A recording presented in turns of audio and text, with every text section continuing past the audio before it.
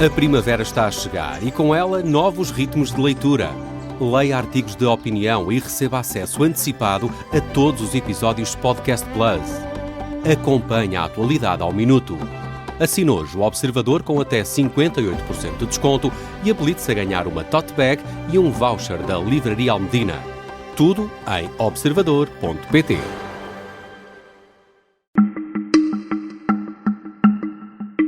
Esta é a história do dia da Rádio Observador. Os jogos de guerra que Donald Trump ignorou.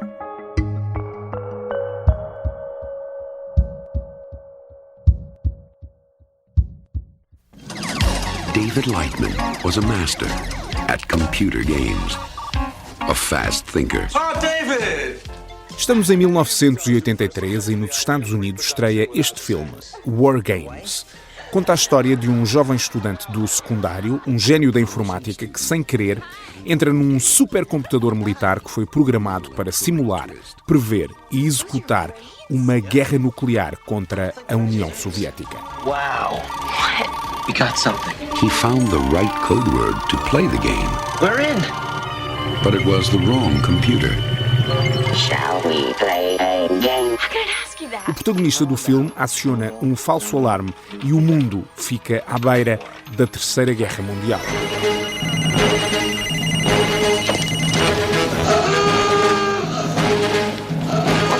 Mas eu trouxe este filme à conversa não pelo suspense e pela ação, mas pelo jogo de guerra que é aqui retratado e que existe mesmo na realidade.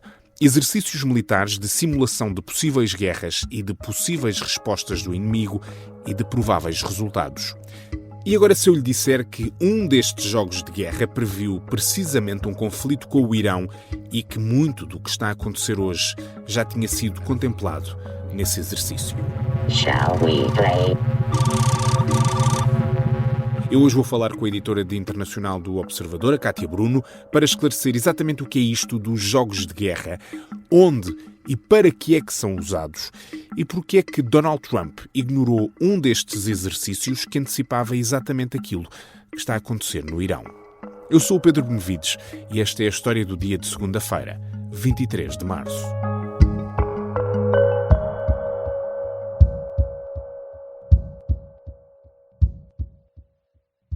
Olá, bem-vinda, Kátia. Olá, Pedro. Olha, explica-me exatamente o que é que nós estamos a falar quando falamos de War Games, porque à medida que eu vou lendo sobre isto, cada vez mais me parece uma coisa de ficção científica misturada com brincadeira de crianças, com videojogos, mas não é isto, mas é um bocadinho disto. A BBC definiu os War Games como uma mistura de o jogo risco, aquele jogo de tabuleiro que nós conhecemos, com trampos de topo e com xadrez. Portanto, é mais ou menos isto que está aqui a acontecer. Bom, primeiro é preciso perceber que toda a lógica dos games existe para muitas áreas da vida. Fazem-se games para questões políticas, para planeamento urbano, para situações de possível desordem da ordem pública. Há muitos jogos de simulação de situações. Porque é isso que estamos a falar, são jogos de simulação. Exatamente. E neste caso em concreto os wargames são jogos de simulação militar, portanto no caso de haver uma guerra, um conflito militar, o que é que pode acontecer e como é que um país, neste caso, se pode preparar. Em concreto o que acontece é as pessoas estão fechadas numa sala grande, porque normalmente estes jogos envolvem muita gente, estão divididas em duas equipas, que normalmente são chamadas de equipa azul, que é a equipa da casa, digamos, e a equipa vermelha. E por vezes há outras equipas mais pequenas que podem representar, por exemplo, outros países, organizações como a ONU, etc. Para tentar perceber exatamente, no caso de um conflito, agindo a equipa azul de uma determinada maneira, como é que a equipa vermelha pode responder, depois como é que a equipa azul deve retaliar a isso, etc. E para isto os militares usam simulações de computador para pôr em prática as suas decisões, ou seja, imaginemos que eu decido que vou usar um contratorpedeiro para disparar sobre aqueles navios e, portanto, tendo em conta as dimensões do barco, o número de homens a bordo, etc., a simulação prevê, isto provocaria este número de baixas, por exemplo. Mas as decisões são todas feitas na sala, ou seja, o computador é só uma ferramenta para se conseguir ter uma noção mais real dos impactos das decisões que são tomadas, e as decisões é que interessam aqui. Falas de computador, portanto isto é uma coisa relativamente recente ou isto é, digamos, uma prática que já existe há muitos anos? É muito mais antiga do que se possa pensar. Aliás, podemos encarar o xadrez como uma forma de wargame, o wargame primordial. Mas mesmo antes disso não, depois do xadrez, mas antes dos jogos que temos agora, os alemães desenvolveram uma espécie de wargame primitivo, que é o Kriegspiel, e que já na altura era usado para tentar antecipar decisões militares. Depois, com a introdução dos mapas topográficos, estes exercícios ganharam mais e mais popularidade. Ali por volta da Primeira Guerra Mundial já eram muito usados. E, só para te dar um exemplo, quando aconteceu a invasão da Normandia, na Segunda Guerra Mundial, muitos comandantes alemães estavam precisamente a fazer um wargame nesse momento. E, portanto, foram apanhados de surpresa enquanto tentavam antecipar o que ia acontecer. Só que isto ganhou uma relevância, e é por isso que estamos a falar disto nesta segunda-feira, porque, entretanto, houve uma pessoa com alguma experiência precisamente na realização destes jogos de guerra, podemos chamar-lhe assim numa tradução em português, e que previu mais ou menos aquilo que está a acontecer, ou seja, uma guerra com o Irão, em que o Irão faria coisas que para esses jogos eram coisas mais ou menos óbvias, certo? Sim, a pessoa que tu estás a referir é Ilan Goldberg, que foi conselheiro da Casa Branca durante a presidência Obama. Ele escreveu recentemente um artigo a dizer: nós fizemos muitos jogos de guerra para um potencial conflito com o Irão.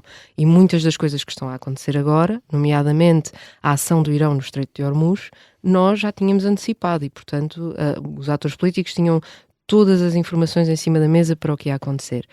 Mas o Goldberg não foi o único a participar em jogos destes. Já há muitos anos que os Estados Unidos fazem cenários de potencial conflito com o Irão. E é curioso que, na grande maioria deles, a questão do Estreito de Hormuz surgia sempre. Há alguns jogos que anteciparam que o preço do petróleo poderia chegar aos $200 no caso de um conflito com o Irão. Neste momento estamos ali à volta dos 100, portanto, a confirmar esses jogos, a situação pode piorar. E digamos que o maior wargame da história dos Estados Unidos, que é o Millennium Challenge, pode-se dizer que foi baseado num potencial conflito com o Irão. O inimigo não era identificado, mas era descrito como um país do Golfo. E, portanto, o Irão poderia ser uma dessas hipóteses. Aliás, porque ali naquela zona há muitos que não são propriamente inimigos declarados dos Estados Unidos. Então, com base nessa informação, com base nessa experiência, com base nesses dados e nessa previsibilidade daquilo que podia vir a acontecer em caso de um ataque, porquê é que nós hoje falamos de uma grande surpresa da Casa Branca? Pelo menos é isso que tem sido veiculado, que o próprio Donald Trump foi apanhado de surpresa com a questão do Estreito de Hormuz. O que é que se passou aí? Para que é que serviram esses jogos, ou quem é que negligenciou o resultado desses jogos? Bom, o que a imprensa norte-americana nos tem dado a saber é que Donald Trump não foi surpreendido, na verdade. O Wall Street Journal há uns dias tinha um artigo em que garantia, com recurso a várias fontes, que Dan Kane, que é o chefe do Estado-Maior, tinha dito explicitamente a Donald Trump que o Irão poderia usar o Estreito de Hormuz como arma nesta guerra e que poderia acontecer tudo aquilo que estamos a ver, a minagem, o caos no comércio internacional, etc.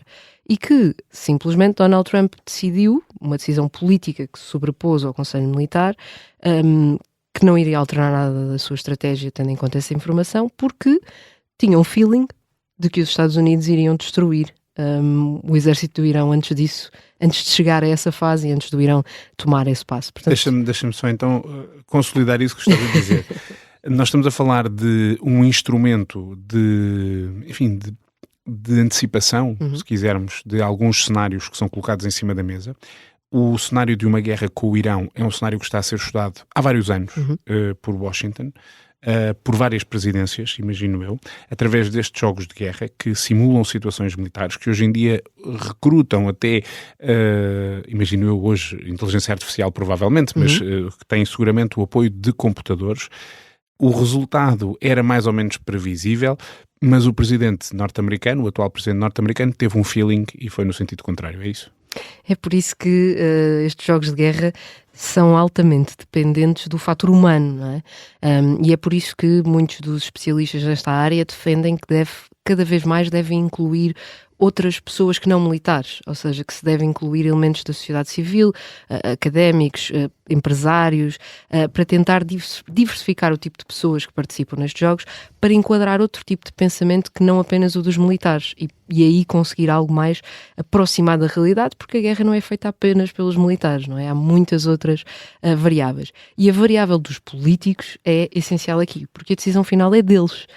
E os militares podem dar todos os conselhos que quiserem, podem apresentar todos os briefings que quiserem, podem fazer todos os jogos que quiserem, mas os políticos é que decidem no final. E até mesmo antes de Trump temos casos de outros presidentes que tiveram decisões inesperadas em vários jogos de guerra. Por exemplo, houve um jogo em 1982, era Reagan presidente, em que era um jogo de simulação de um potencial conflito nuclear com a União Soviética, e o que aconteceu é que numa situação de ataque iminente dos soviéticos, um ataque nuclear iminente contra os Estados Unidos, aquilo que os militares antecipavam é que o presidente aceitasse ir para um posto de comando onde estaria mais protegido, e quando o exercício foi feito com digamos, ator a fazer de Reagan, foi isso que aconteceu. Quando o cenário foi colocado ao próprio Reagan, ele disse: eu não vou a lado nenhum, eu fico na Casa Branca.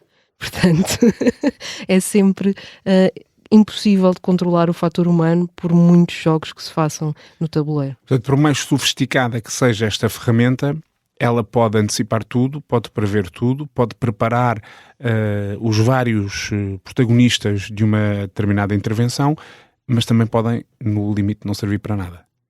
Sim, se os políticos decidirem que não é uma ferramenta suficientemente relevante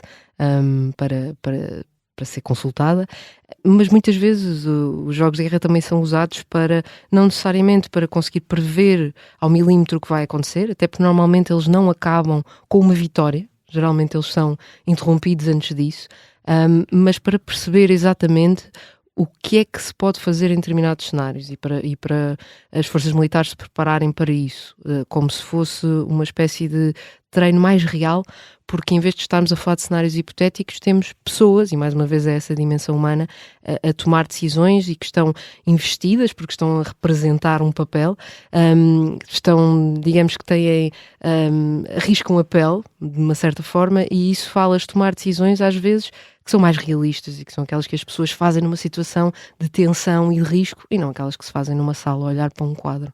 Portanto, aquilo que me estás a dizer é que mesmo este recurso, estes wargames, estes jogos de guerra, precisam ainda de chegar à fase seguinte, que é introduzir o elemento humano, não que os militares não sejam humanos, obviamente que são, mas o pensamento e a tomada de decisão não é igual à de, por exemplo, um político que tem de responder perante os seus eleitores, que tem que explicar determinada decisão, que tem medo de parecer cobarde se for refugiar perante um ataque que pode vitimar a sua população, e que esse tipo de fatores, para já, não está a ser ainda tido em conta e, portanto, esse é o caminho que eventualmente poderá vir a seguir no futuro.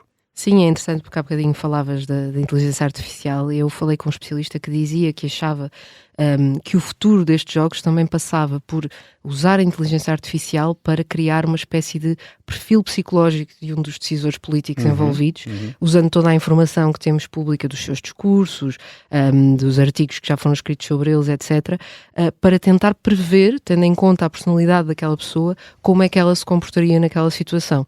E nós sabemos que Donald Trump, de facto, tem-se mostrado um presidente imprevisível, portanto, se aí há boa sorte da inteligência artificial para tentar decifrar Donald Trump.